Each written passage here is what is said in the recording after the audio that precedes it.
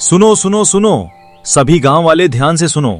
महाराज ने घोषणा की है, जो कोई अपनी बुद्धि का खेल दिखाकर महाराज के 3 प्रश्नों का उत्तर अपनी बुद्धि से देगा, उसे महाराज ढेर सारा धन देंगे।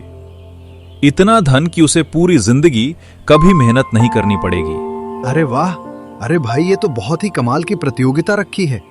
भाई, महाराज ने बहुत बढ़िया किया है। अगर बुद्धि से इतना धन मिल जाए तो काम करने की क्या जरूरत है। हाँ भैया, सही कह रहे हो। तो फिर देर किस बात की, हम सभी चलेंगे राजमहल। हाँ बिल्कुल, चलो, देर मत करो। ये बात गांव की एक लड़की किरण सुन लेती है। वो मन ही मन सोचती है, ये तो बहुत अच्छा मौका है, मुझे भी सूर्यगढ़ महल जाना चाहिए। अगर मैं अपनी बुद्धि से ये परीक्षा जीत गई तो हमारा जीवन बदल जाएगा। मुझे तुरंत ही दीदी से बात करनी होगी। सीमा दीदी, क्या कर रही हो? चलो, हम सूर्यगढ़ महल चलते हैं। सूर्यगढ़ महल क्यों?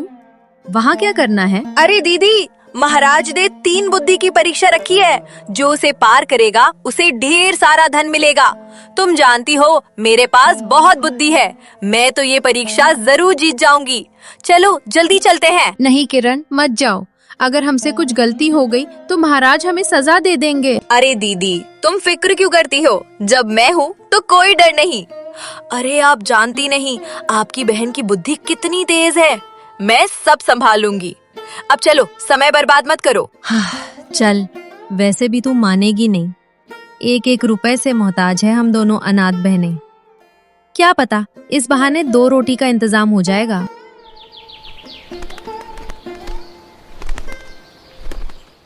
दोनों बहनें सूर्यगढ़ महल की ओर निकल पड़ती हैं।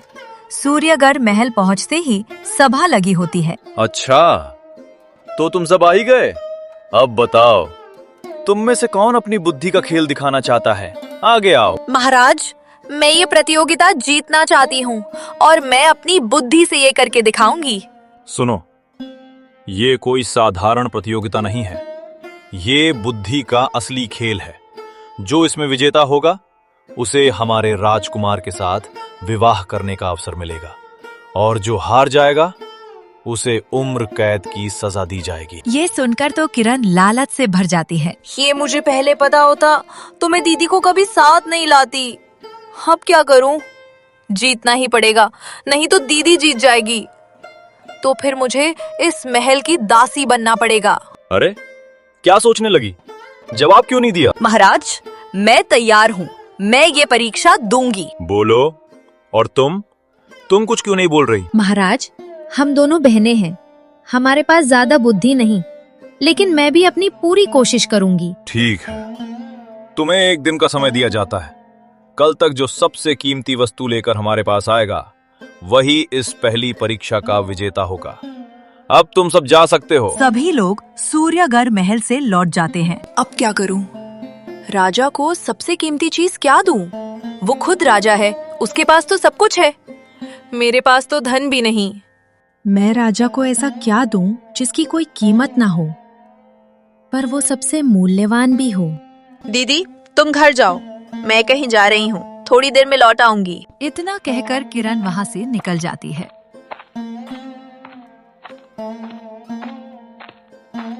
अब मुझे अपनी चाल चलनी होगी। दीदी को मैं जीतने नहीं दूंगी। मैं ऐसा तोहफा दूंगी जो राजा को सबसे ज्यादा पसंद आए। वो सीधे धनपुर के जमींदार महेश सेठ के घर पहुंचती है। महेश सेठ जी, आप यहाँ बैठे हैं? मुझे आपसे कुछ जरूरी काम था। अरे किरण, अरे तू मेरे पास? अरे इतने दिनों से मैं तुझे बुला रहा हूँ, पर तू कभी नहीं आई। आज ऐसा क्या काम पड़ गया जो तू खुद मेरे पास चली आई? हाँ सेठ जी, आप तो जानते हैं कि महाराज ने बुद्धि का खेल रखा है। जो उसे जीतेगा उसे ढेर सारा धन मिलेगा और राजकुमार से विवाह करना पड़ेगा। लेकिन मैं राजकुमार से विवाह करना नहीं चाहती। मैं बस अपनी बुद्धि से ये 3 परीक्षाएं जीतकर मिसाल बनना चाहती हूँ। महाराज जो धन देंगे वो सारा धन मैं आपको दे दूंगी और आपसे विवाह कर लूंगी। बस पहले आप मेरी थोड़ी मदद कर दीजिए। अच्छा, अरे इतना अच्छा प्रस्ताव, बढ़िया बढ़िया। चलो बताओ क्या करना होगा। मुझे थोड़ा धन चाहिए ताकि मैं पहली परीक्षा जीत सकूं। जैसे ही प्रतियोगिता खत्म होगी मैं लौट कर आपसे विवाह कर लूंगी। अच्छा अच्छा तो ये बात है। रुक रुक रुक, मैं अभी धन लाता हूँ। और कुछ धन लाकर महेश सेठ किरण के हाथ में दे देता है। ये लो, और याद रखना अपना वादा। ठीक है, हाँ सेठ जी, मैं अपना वादा नहीं भूलूंगी। वो मुस्कुराती हुई वहाँ से निकल जाती है।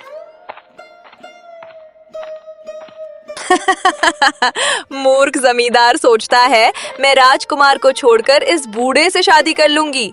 ये तो बस मेरी चाल थी ताकि मैं धन का इंतजाम कर सकूं। मेरी बुद्धि तो सच में कमाल की है। वहीं दूसरी ओर हे भगवान, मैं क्या करूं?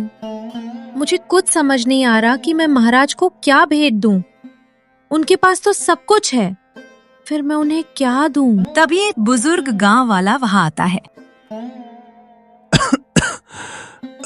बेटी, तू बहुत परेशान लग रही है।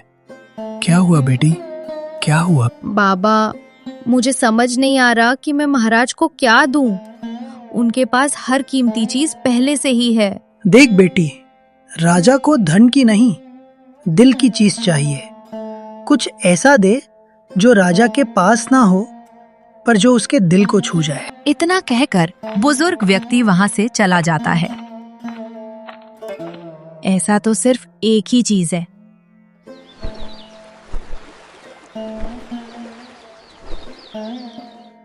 अगले दिन सभी लोग फिर सूर्यगढ़ महल पहुँचते हैं। तो बताओ, तुम दोनों मेरे लिए क्या लाई हो? महाराज, ये देखिए, मैंने आपके लिए बहुत सारा धन इकट्ठा किया है। आप खुश हो जाइए, बस यही मेरी इच्छा है। ये तो बहुत सारा धन है। भला तुम इतना धन कहाँ से लाई? महाराज, लगता है इसने अपनी पूरी जिंदगी की कमाई आपको भेंट कर दी है। हाँ, ऐसा ही प्रतीत होता है। अच्छा, अब तुम बताओ सीमा, तुम क्या लाई हो? महाराज, मैं आपके लिए ये लाई हूँ। वो एक छोटी सी पोटली राजा को देती है। राजा पोटली खोलते हैं और हैरान हो जाते हैं। ये तो तुम मेरे लिए मिट्टी लाई हो। तुम्हारी इतनी हिम्मत कि राजा को मिट्टी भेंट करो। महाराज, हम सब इसी मिट्टी से जन्म लेते हैं और इसी मिट्टी में समा जाते हैं। इसी मिट्टी से हमारा अन्न उगता है, जिससे हम जीते हैं। इस मिट्टी की कोई कीमत नहीं, पर यही सबसे मूल्यवान है। मेरी नजर में इससे बड़ा तोहफा कोई नहीं हो सकता। चुप रहो, ये मिट्टी राजा की शान का अपमान है। तुम ये प्रतियोगिता हार गई। अपनी बहन से कुछ सीखो, जिसने सच्चा तोहफा दिया है। महाराज, किरण को विजेता घोषित किया जाए। पहली परीक्षा की विजेता किरण है। हाँ, मेरा पहला कदम कामयाब हुआ। दीदी को हरा दिया। अब बस 2 और परीक्षाएं जीतनी है। ठीक है, अब दूसरी परीक्षा होगी। कल सुबह तुम दोनों एक जादुई कटोरे से पानी पियोगी। ध्यान रखना, जिसके मन में लालच होगा वो तुरंत मूर्छित होकर गिर पड़ेगा। ओहो, तो ये जादुई कटोरा है। मुझे कुछ करना होगा, इसका असर खत्म करना पड़ेगा। मुझे तांत्रिक बाबा के पास जाना होगा। रात में किरण महल से निकलती है और घने जंगल में पहुंचती है।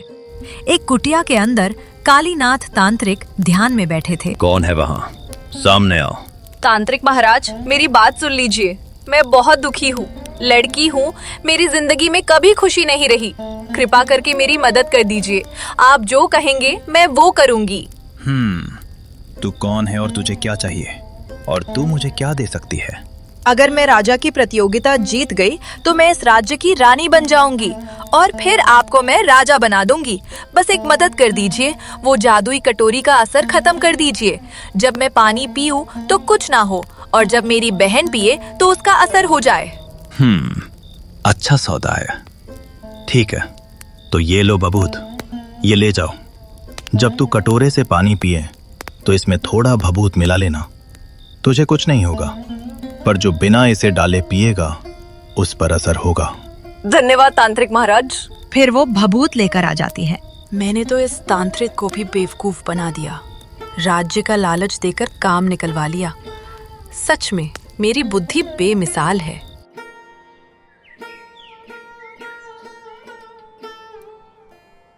अगली दिन अगली सुबह दरबार में सब उपस्थित होते हैं। तुम दोनों तैयार हो?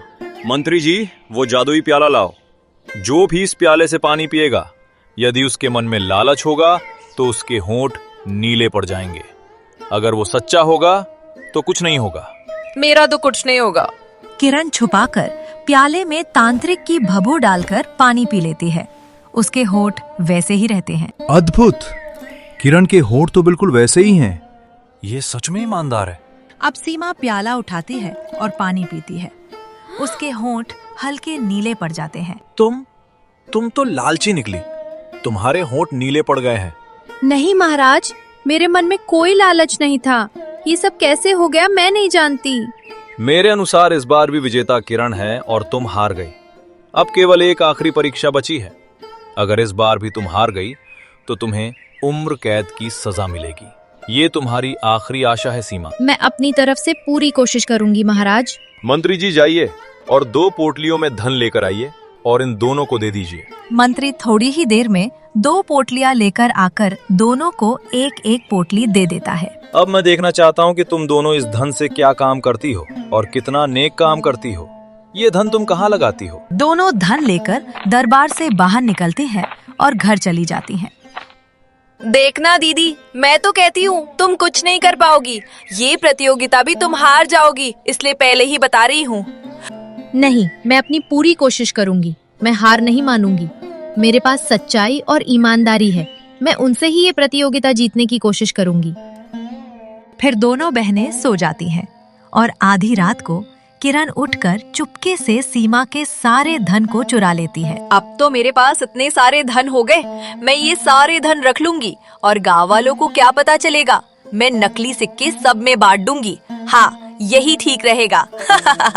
सुबह होते ही किरण सारे धन रखकर नकली सिक्के बनवाने के लिए साहूकार के पास जाती है। अरे ये क्या किरण है? अरे तुम मेरे पास आई हो? अरे सब ठीक तो है ना? देखिए साहूकार जी, मुझे नकली सिक्के चाहिए, इतने कि कोई पहचान ना पाए। ये तो गलत है। अगर किसी को पता चल गया तो तुम्हें सजा मिल सकती है। उसकी फिक्र मत कीजिए।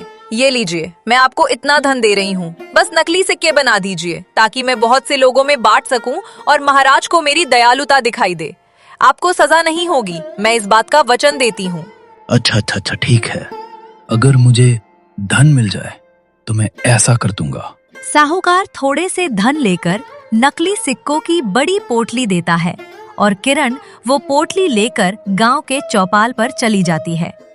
वहीं दूसरी तरफ सीमा अब जल्दी में राजा का धन लेकर सभी गरीबों की मदद कर दूंगी ताकि सबका भला हो। सीमा पोटली ढूंढती है पर पोटली वहां नहीं मिलती। ये क्या? मैंने तो यही पोटली रखी थी, अब यहाँ तो नहीं है। लगता है मेरी पोटली चोरी हो गई है। हे भगवान, मेरी पोटली कहाँ गई? किसने चोरी की?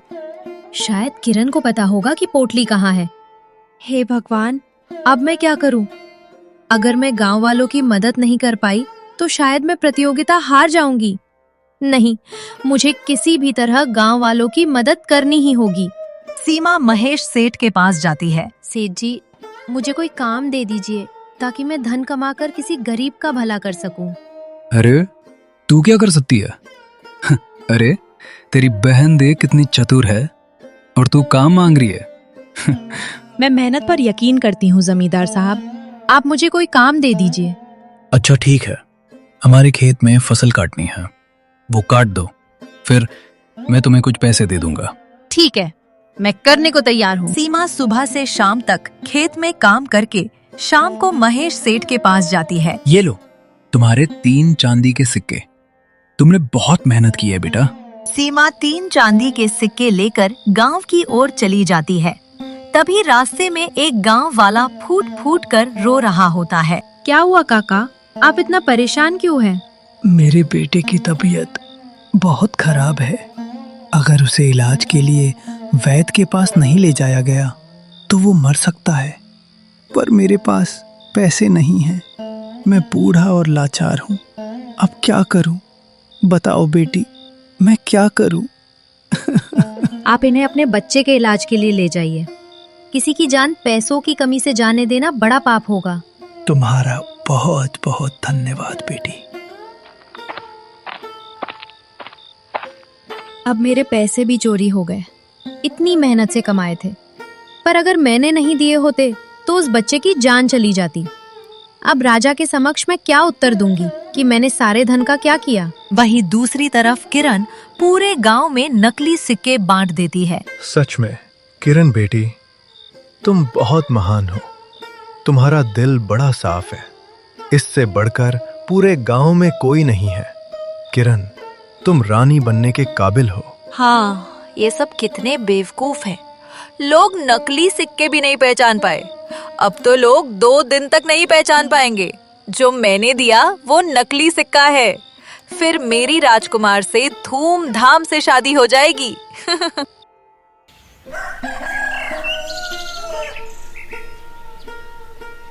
अगली सुबह सभी दरबार में उपस्थित होते हैं। कहो, तुम दोनों ने मेरे धन का कहाँ उपयोग किया?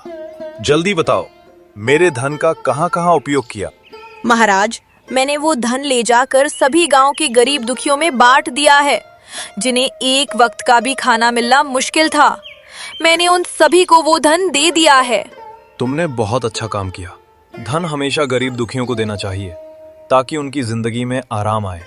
और सीमा, तुमने अपना धन कहाँ इस्तेमाल किया? महाराज, मेरा धन तो चोरी हो गया था, तो मैं एक सेठ के यहाँ जाकर दिन भर मजदूरी करी और जो धन इकट्ठा किया उसे एक बुजुर्ग व्यक्ति को दे दिया, क्योंकि उसका बेटा बीमार था। अगर मैंने पैसे ना दिए होते तो शायद उसका बच्चा मर जाता। इसलिए मैंने मेहनत करके जो धन कमाया वो एक गरीब को दान दे दिया। ये झूठ बोल रही है महाराज। मुझे नहीं लगता दीदी ने ऐसा किया होगा। दीदी ने वो सारा धन चुरा कर रख लिया होगा। तू कैसी बातें कर रही है किरण? मैं तेरी बहन हूँ। बहनों पे आरोप क्यों लगा रही है? सीमा, तुम इस बार भी परीक्षा में पास नहीं हुई और तुम्हारी बहन इस परीक्षा में जीत गई है। इसलिए तुम्हें आजीवन कारावास की सजा मिलेगी और तुम आज ही कारावास में बंद कर दी जाओगी। सैनिकों, इसे ले जाओ और बंद कर दो। और किरण, तुम्हारी शादी कल राजकुमार से धूमधाम से कर दी जाएगी। ये मेरा आदेश है। अब तो मैं इस राज्य की रानी बन जाऊंगी। महाराज, मुझे कुछ ठीक नहीं लग रहा है। जरूर कुछ है जो हमें दिखाई नहीं दे रहा है। चुप हो जाइए मंत्री जी। जो है परिणाम सामने है, इसमें दिखाई न देने वाली क्या बात है? आप जाइए और जाकर राजकुमार की शादी की तैयारी करिए। सैनिक सीमा को ले जाकर कारावास में बंद कर देते हैं। हे भगवान, ये क्या हो रहा है? मैंने तो ईमानदारी से तीनों प्रतियोगिता में भाग लिया था, फिर ये मेरे साथ क्यों हो रहा है? किरण जो इतनी आसानी से जीत गई, वो कुछ ऐसा कर गई जिसे मैं समझ ही नहीं पा रही हूँ। जरूर उसने कुछ गलत किया है। मुझे उसे रोकना चाहिए। तभी एक सैनिक सीमा के पास आता है। सीमा, तुम दिल की बहुत नेक हो। तुमने कल मेरे पिताजी की मदद की। अगर तुमने कल वो सिक्का मेरे पिताजी को ना दिया होता तो शायद मेरा छोटा भाई इस दुनिया में ना रहता। आज मुझे पता चला कि तुमने सच में 3 सिक्के मेरे पिताजी को दिए, जिससे मेरा भाई बच गया। मैं तुम्हारी मदद करना चाहता हूँ। बताओ, मैं क्या करूँ? तुम्हारी कैसे मदद करूँ? पर आप मेरी मदद क्या करोगे? मैं तो काल कोठरी में हूँ। कल तो राजकुमार की शादी भी है। अभी शादी होने में वक्त है। मैं तुम्हें काल कोठरी से निकाल देता हूँ, कोई नहीं जानेगा। सैनिक काल कोठरी का दरवाजा खोल देता है और सीमा बाहर निकल जाती है। मुझे इसका पता लगाना होगा कि किरण ने ऐसा क्या किया। उसी ने मेरा धन भी चुराया होगा। वो राजकुमार को पाने के लिए कुछ भी कर सकती है। मुझे ये सब सबके सामने लाना ही होगा कि किरण ने गलत रास्ते से तीनों परीक्षाएं पास की हैं। सीमा निकल पड़ती है और घने जंगल में कुटिया में पहुंचती है। साधु महाराज, मेरा प्रणाम स्वीकार कीजिए। अरे सीमा बिटिया, तुम्हारा बहुत बहुत धन्यवाद। तुमने मुझे भूखा ना रहने दिया। बताओ, कैसे आई हो मेरे पास? साधु महाराज, आपने कहा था कि मुसीबत में आपको याद करूं। आज मैं बड़ी मुसीबत में हूँ। मेरी बहन ने धोखे से तीनों प्रतियोगिताएं जीती हैं। कल उसकी राजकुमार से विवाह है और मुझे कड़ी सजा दी गई है। मैंने सच्चाई और ईमानदारी से भाग लिया है। मुझे कोई रास्ता बताइए जिससे मैं उसकी सच्चाई सबके सामने ला सकूं। ठीक है, मैंने देखा है बेटा कि तुम्हारी बहन ने छल किया है। ये लो, ये जादुई आईना ले जाओ। इसे महाराज के सामने रख दो। महाराज को सारी सच्चाई और तुम्हारी बहन की करतूत दिखाई देगी। आपका बहुत बहुत धन्यवाद महाराज। मैं चलती हूँ, सुबह होने वाली है और थोड़ी देर में ही विवाह है। तुम्हारा मंगल हो बेटी, मंगल हो।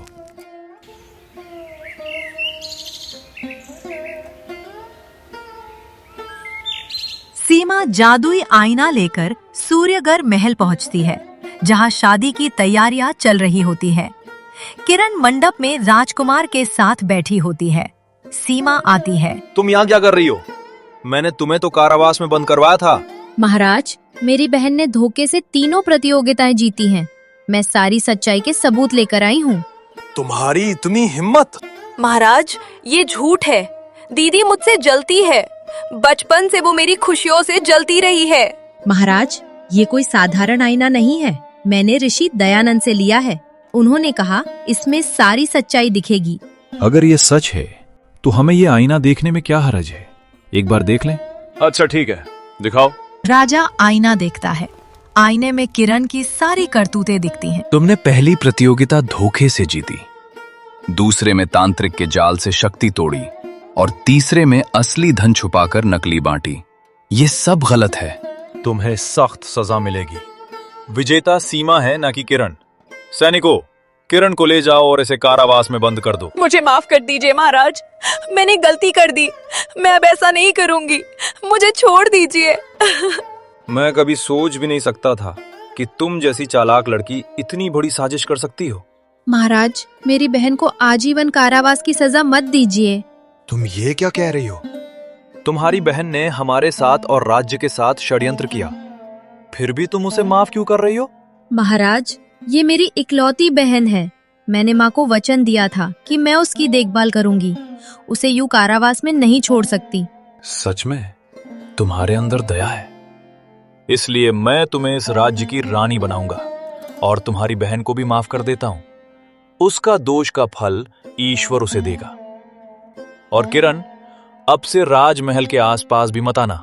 चली जाओ यहाँ से। मुझे माफ कर दीजिए महाराज, मैं लालच में आ गई थी। मैं रानी बनना चाहती थी, इसलिए मैंने यही सब किया। कृपया मुझे माफ कर दीजिए। तुम्हारे किए गए कर्मों के कारण मैं तुम्हें माफी नहीं दे सकता। दीदी मुझे माफ कर दो। मैंने तुमसे जलन की थी। अगर तुम रानी बन जाओगी तो मैं दासी बन जाऊंगी, इसलिए मैंने सब किया। मुझे माफ कर दो भगवान के लिए। तुम मेरी बहन हो, इसलिए मैंने तुम्हें महाराज से बचाने के लिए विनती की और आज तुम्हें आजाद कराया है। पर सुधर जाओ, अब भी वक्त है। ईमानदारी से जीवन जियो, मेहनत पर यकीन रखो। ऐसे बैठे बैठे कोई राजा या रानी नहीं बन जाते। किरण रोती है और सूर्यगढ़ महल से चली जाती है। राजा धूमधाम से सीमा और राजकुमार का विवाह कराते हैं। महाराज, आपने इस राज्य के लिए उत्तम रानी चुनी है।